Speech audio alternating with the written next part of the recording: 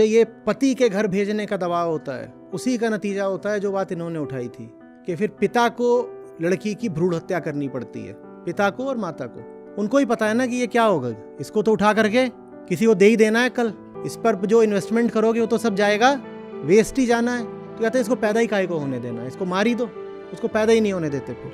और ठीक वैसे जैसे दहेज की प्रथा रुकने में नहीं आ रही, उसी तरीके से फीमेल फीटिसाइड और अगर पैदा हो गई तो इन्फेंटिसाइड, ये रुकने में आ नहीं रहे हैं। मजेदार बात यह है कि चूंकि ये रुक नहीं रहे, इसीलिए हमने उनकी बात करना ही रोक दिया।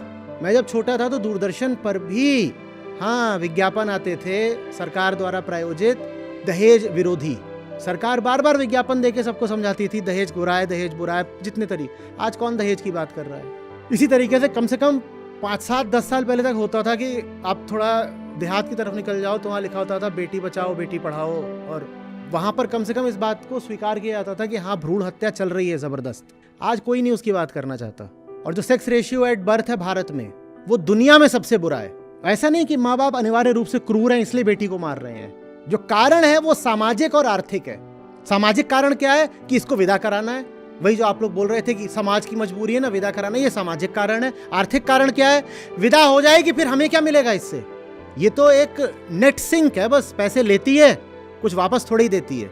तो ये सब जो इमोशनल गाने वगैरह है ना, ये हत्यारे खूनी गाने हैं। हम बात करते हैं एथनिक क्लींजिंग वगैरह की, करते हैं ना कि अरे इतने लाख फलानी एथनिसिटी के लोग मार दिए, कितनी बुरी बात है, रेशियल क्लींजिंग कर दी और ये सब हो गया। और ये जो जेंडर बेस्ड क्लींजिंग हो रही है, इसकी कौन बात करेगा? कभी हिसाब भी लगाया है कि कुल कितने करोड़ लड़कियां हमने मार दी हैं सिर्फ पिछले 10-20 सालों में ही? पैदा होने से पहले ही मार दी हैं। कहीं 2 हिंदू मर जाएं तो हम बहुत शोर मचाते हैं, अरे हिंदू मर गए, हिंदू मर गए। और खास तौर पे अगर उन हिंदुओं को मुसलमानों ने मार दिया हो, तब तो शोर की कोई इंतहा ही नहीं रहेगी। और ये जो हिंदुओं के घरों में हिंदुओं की हत्या की जा रही है, वो जो लड़की मरी वो हिंदू नहीं थी क्या? जिस लड़की को तुमने गर्भ में मार दिया वो हिंदू नहीं है? और करोड़ों ऐसी लड़कियां तुम मार रहे हो हर साल, उनकी तुम बात नहीं करोगे।